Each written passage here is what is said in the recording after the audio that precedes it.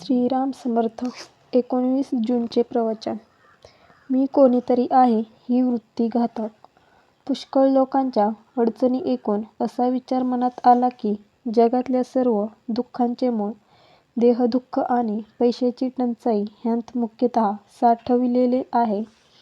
या दोन्ही गोष्टींत जर मदत करता आली तर पुष्कळ लोकांना सुखी करता येईल असे वाटू लागले आणि त्या दृष्टीने विचार सुरू झाला. पैशाचा विचार करता असे दिसले की आपण लंगोटी घातलेली, जवळ पैसा नाही आणि त्याचा लोभही नाही.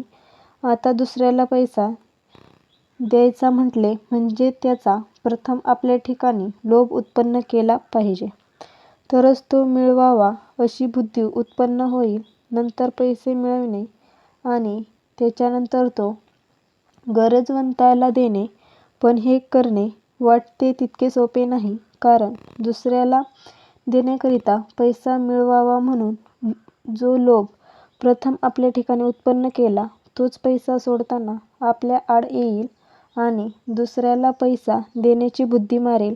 म्हणजे परिणाम असा होणार की दुसऱ्याला पैसा तर देता आला नाहीच, पण आपल्या ठिकाणी मात्र आधी नसलेला पैशाचा लोभ उत्पन्न झाला. ह्यात दुःखाचे काम तर नाहीच आणि स्वतःचे मात्र नुकसान झाले.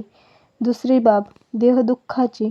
ज्याची देहबुद्धी मेलेली आहे त्याला दुसऱ्याच्या देहदुःखाची जाणीव होऊ शकत नाही. म्हणजे दुसऱ्याचे देहदुःख नाहीसे करावे अशी बुद्धी होण्याकरिता स्वतःच्या ठिकाणी देहबुद्धी जागृत करावी लागेल.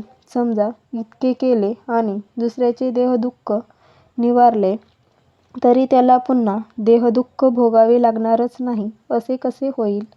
आज झालेली पोटदुखी बंद केली तरी कालांतराने त्याला ताप किंवा इतर आजार येणारच नाही असे कसे होऊ शकेल? म्हणजे देहदुःख कायमचे टाळता येत नाही आणि पैसाही देता येत नाही.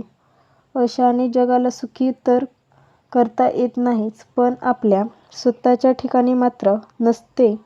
दोष उत्पन्न केल्यामुळे स्वतःची अवनती केल्यासारखे होऊन नुकसान मात्र पदरात पडते. म्हणून रामाची प्रार्थना केली की असल्या गोष्टी करण्याची शक्ती आणि बुद्धी मला देऊ नकोस. बालपणाची सरल वृत्ती नाहीशी व्हायला दोन मोठी कारणे आहेत. एक पैसा आणि दुसरी विद्या.